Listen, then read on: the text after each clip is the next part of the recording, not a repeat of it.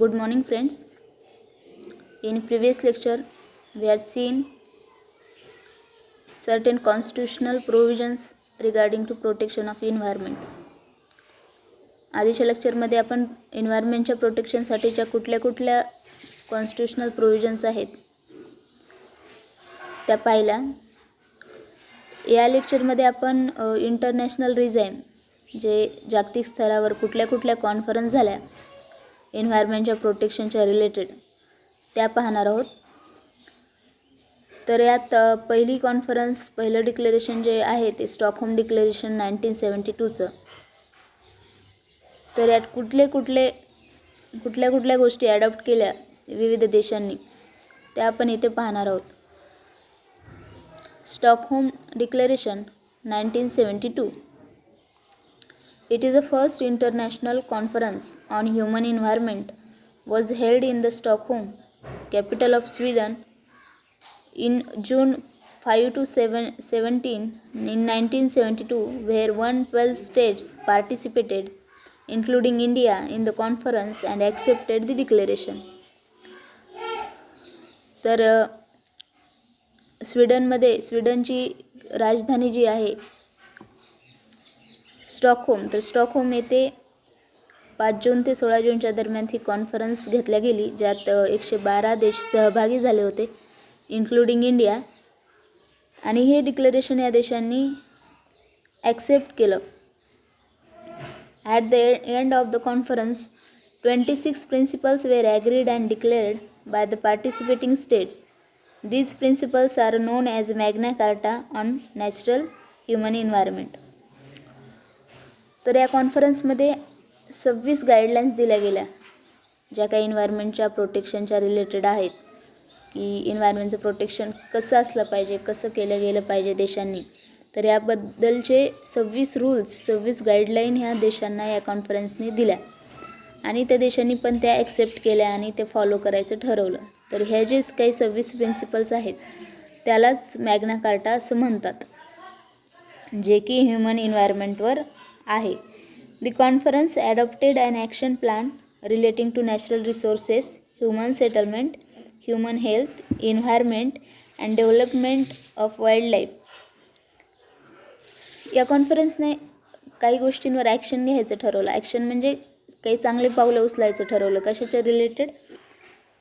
तर natural resources जे काही आहेत ते नॅचरल रिसोर्सेस कुठल्या कंडिशनमध्ये आहेत, त्याचं कशा प्रकारे प्रोटेक्शन केलं पाहिजे, त्यांची इन्हान्समेंट, त्यांच्यामध्ये इम्प्रूव्हमेंट कशी केली पाहिजे. तसेच ह्युमन सेटलमेंट च्या रिलेटेड काही गोष्टी असेल, ह्युमन हेल्थ, एन्व्हायरमेंट आणि डेव्हलपमेंट ऑफ वाईल्ड लाईफ, जे काही वन्यजीव आहेत, वन्य प्राणी आहेत, त्यांची कशी डेव्हलपमेंट झाली पाहिजे, त्यांचं कसं संरक्षण केलं गेलं पाहिजे. तर अशा विविध गोष्टीवर चर्चा आणि त्यातून काही गाईडलाईन्स या कॉन्फरन्सने प्रोव्हाइड केल्या.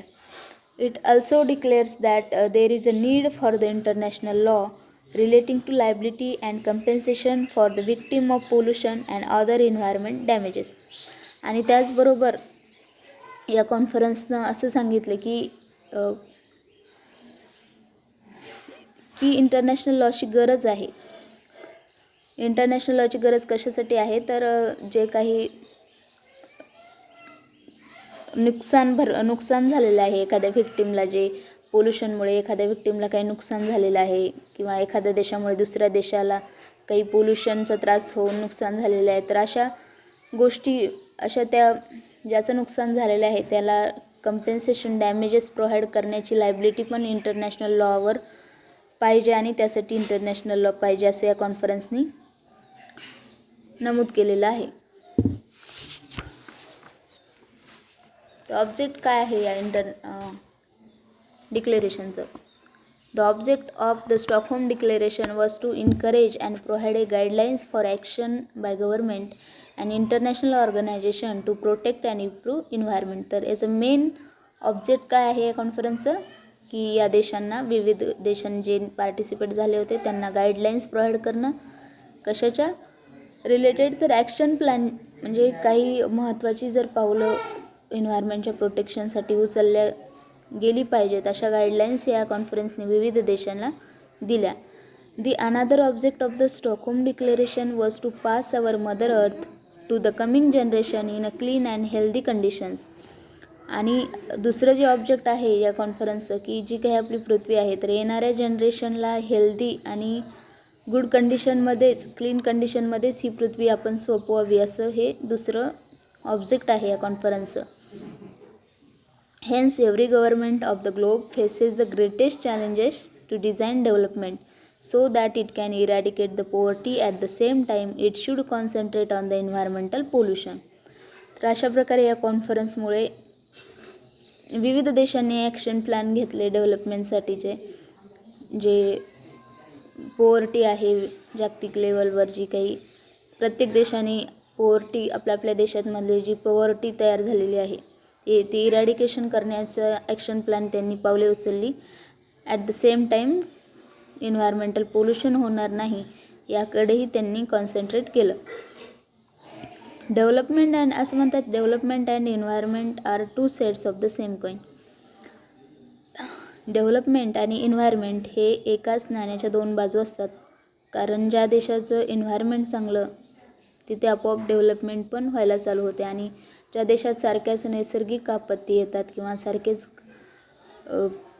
सारखेच जर प्रॉब्लेम होत असतील तर मग तिथे त्या देशाची आर्थिक पातळी मंदावली जाते, खाली होते आणि तिथे डेव्हलपमेंट होत नाही. To solve this problem and to have the solution the UN conference on the human environment was held on Stockholm. मग हा प्रॉब्लेम सॉल्व करण्यासाठीच ही जी कॉन्फरन्स आहे ती घेतली 5 जून ते 16 जूनच्या मध्ये. आणि हे फर्स्ट कॉन्फरन्स आहे एन्व्हायरमेंटच्या related. It is a first आणि major conference on the environmental protection. Global लेवलवर जी झालेली जी काही कॉन्फरन्स आहे जागतिक स्तरावर तर ही पहिली आणि खूप मोठी अशी कॉन्फरन्स ज्यात खूप महत्त्वाच्या गाईडलाईन्स या कॉन्फरन्सने दिल्या. आणि म्हणूनच ही कॉन्फरन्समध्ये 26 प्रिन्सिपल्स पण गाईडलाईन्स म्हणून विविध देशांनी फॉलो केले. आणि ही कॉन्फरन्स 5 जून ते 16 जूनच्या दरम्यान झाल्यामुळे ही कॉन्फरन्स कमेंट झाली 5 जूनला. म्हणूनच 5 जून हा जागतिक एन्व्हायरमेंटल डे म्हणून आपण साजरा करतो. तर हेच त्याच्या मागचं लॉजिक आहे की 5 जून आपण जो जागतिक पर्यावरण दिन म्हणून साजरा करतो तर पर्यावरण संबंधी खूप मोठी कॉन्फरन्स 5 जून ते 16 जूनच्या दरम्यान पहिली आणि मोठी कॉन्फरन्स झाली होती. म्हणूनच हा दिवस आपण एन्व्हायरमेंटल डे म्हणून साजरा करतो. आता या कॉन्फरन्सने कुठले 26 प्रिन्सिपल जे आहेत ते कुठले गाईडलाईन्स दिल्या त्या थोडक्यात आपण ज्या काही महत्त्वाच्या गाईडलाईन्स आहेत त्या इथे पाहणार आहोत. तर पहिली जी गाईडलाईन्स पहिलं जे प्रिन्सिपल्स आहेत ज्या कॉन्फरन्सने ॲडॉप्ट केलं ते म्हणजे sustainable development. Sustainable development is the principle of sustainable development were accepted by the Stockholm Declaration as an appropriate concept to eradicate poverty and to improve the quality of human life. Sustainable development हे जे महत्त्वाचं principles आहे ते या कॉन्फरन्सने adopt केलं. Sustainable development हे खूप महत्त्वाचं प्रिन्सिपल्स आहे ज्यावर अजून एक फक्त सस्टेनेबल डेव्हलपमेंट या प्रिन्सिपलवर एक शॉर्ट नोट्स तुम्हाला विचारली जाते. तर ते आपण अजून डिटेलमध्ये पाहणार आहोत. सस्टेनेबल डेव्हलपमेंट म्हणजे काय थोडक्यात तर आपली जी काही पृथ्वी आहे तर ती जशीच्या तशी येणाऱ्या जनरेशनच्या हातामध्ये क्लीन आणि हेल्दी देण्याचा प्रयत्न करणे. म्हणजे विविध आपण इंडस्ट्रीज हे ते डेव्हलपमेंटसाठी तर डेव्हलपमेंटच्या म्हणजे भारताची किंवा कोणत्याही देशाची डेव्हलपमेंट होण्यासाठी कुठल्याही देशाची डेव्हलपमेंट होण्यासाठी इंडस्ट्रीज फॅक्टरीज ह्या महत्त्वाच्या असतातच. पण त्याचबरोबर ते सस्टेनेबल डेव्हलपमेंटचं प्रिन्सिपल काय आहे की फॅक्टरीजला आमचा विरोध नाही किंवा ज्या काही इंडस्ट्रीज आहेत त्याला विरोध नाही, पण ते अशा पद्धतीने त्यांची रचना असली पाहिजे त्या इंडस्ट्रीजची की त्याच्यामुळे कसलंही एन्व्हायरमेंटला नुकसान जास्त प्रमाणात झालं नाही पाहिजे. तर ही कन्सेप्ट म्हणजे सस्टेनेबल डेव्हलपमेंट. तर त्याच प्रकारे जी काही पोवर्टी आहे तर ती पोवर्टी कमी करणं आणि ह्युमन लाईफ कशी इम्प्रूव्ह झाली पाहिजे याकडे फोकस करणं. तर ही कन्सेप्ट म्हणजे सस्टेनेबल डेव्हलपमेंट, आणि ही कन्सेप्ट या डिक्लेरेशननी ॲडॉप्ट केली विविध देशांनी.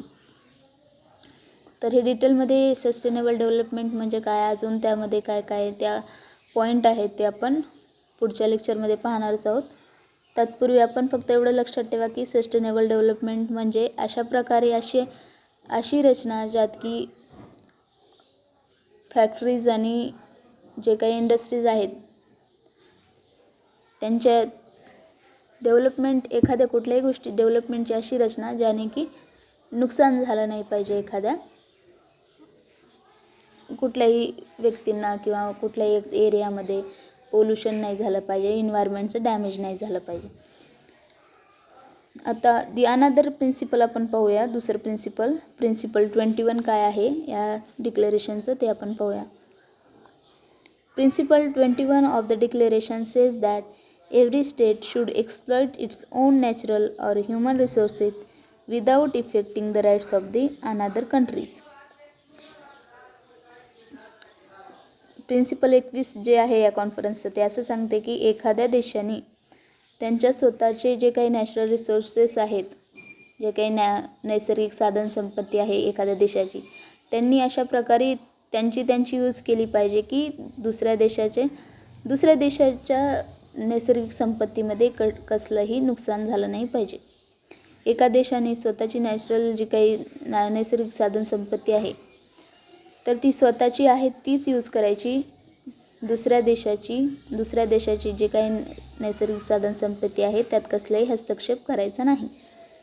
And this principle is based on the maxim that sic itero tuo ut alium non ledis.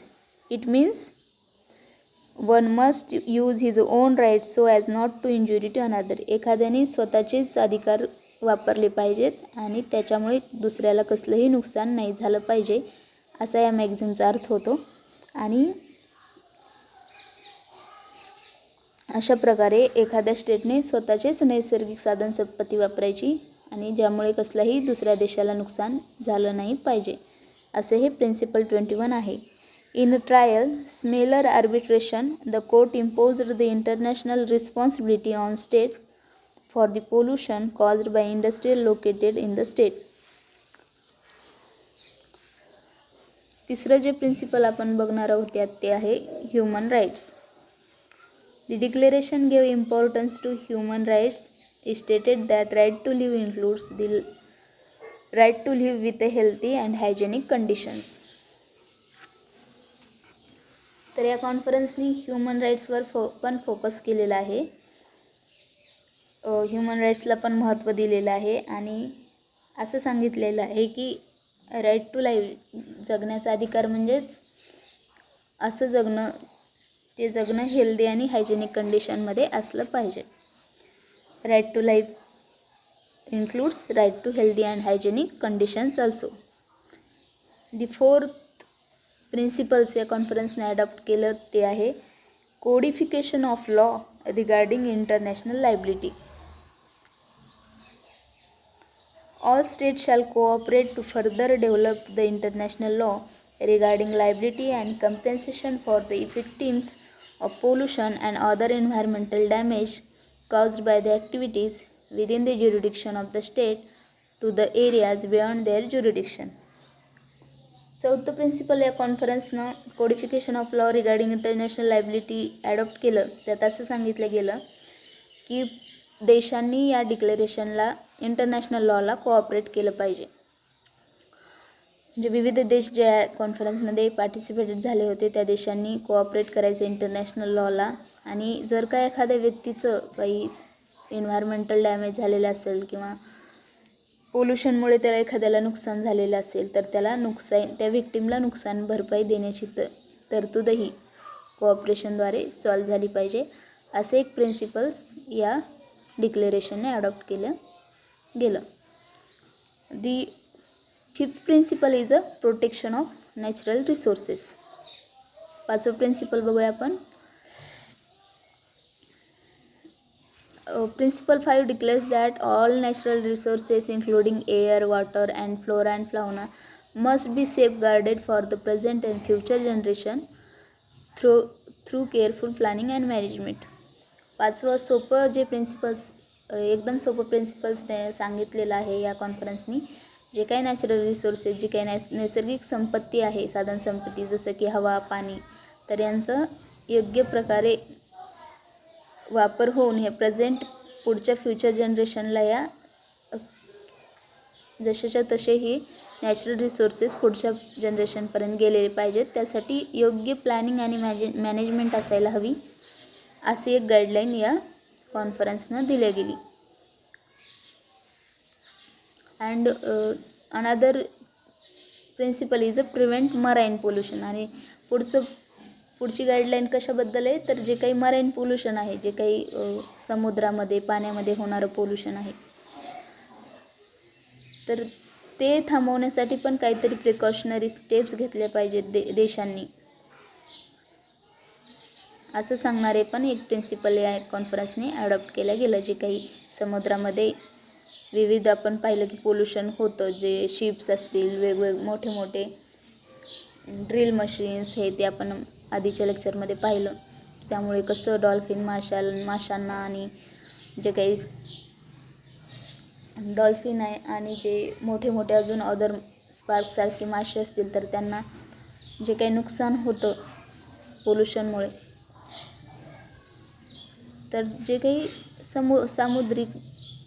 समुद्राबद्दलचं जे काही पोल्युशन आहे ते पण थांबवण्याच्या गाईडलाईन्स या कॉन्फरन्सनी दिल्या गेल्या.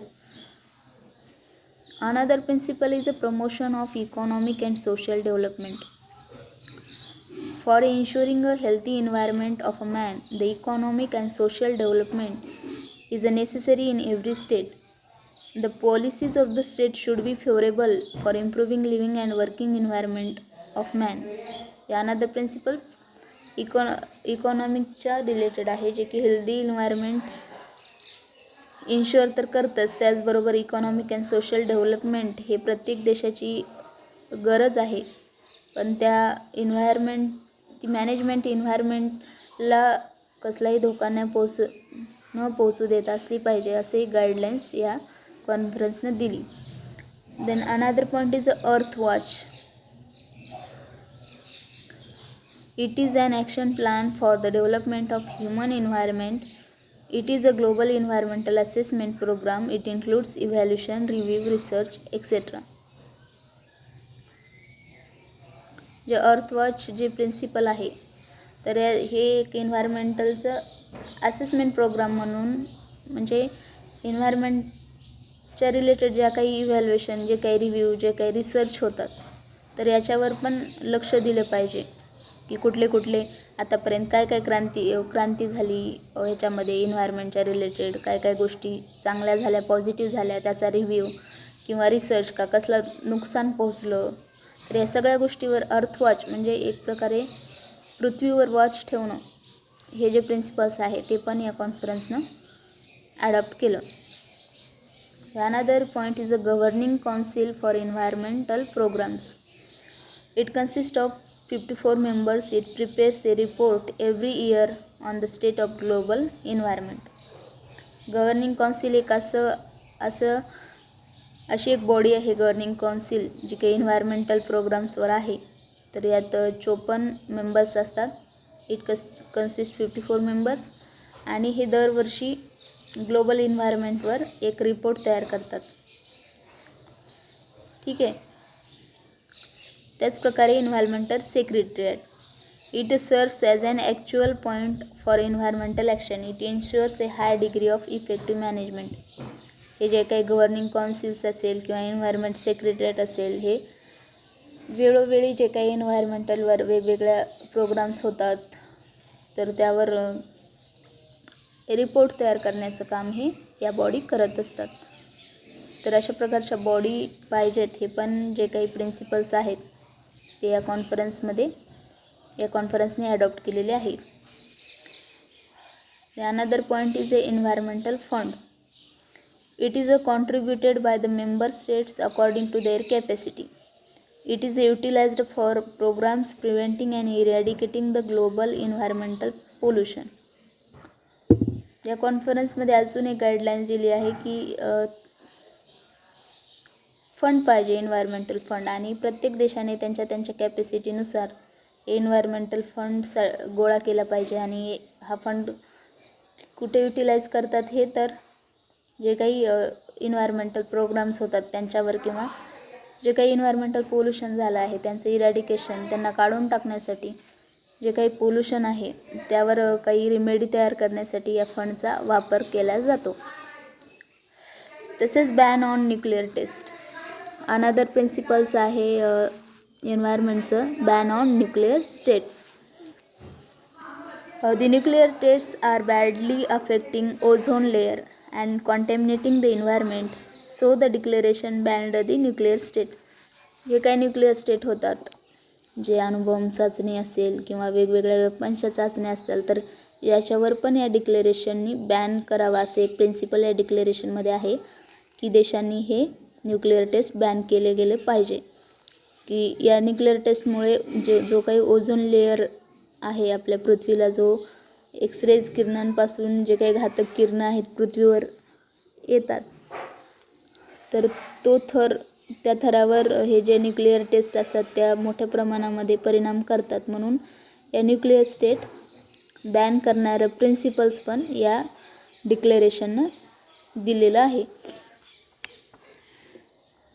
Another point is UNEP, UNEP ज्याला थोडक्यात असं म्हणतो. युनेप म्हणजे the United Nation Environmental Programme.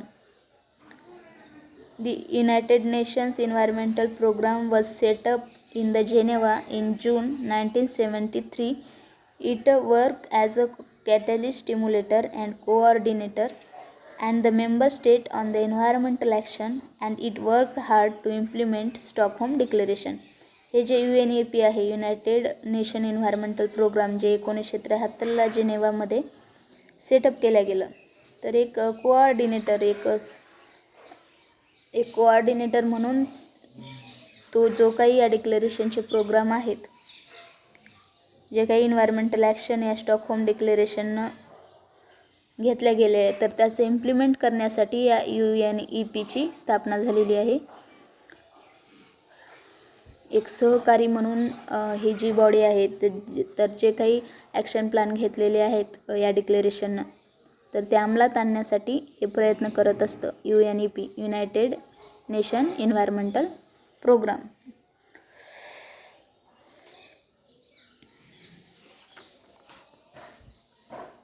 तर या UNEPनं पण 2 कॉन्फरन्स घेतल्या एन्व्हायरमेंटच्या रिलेटेड.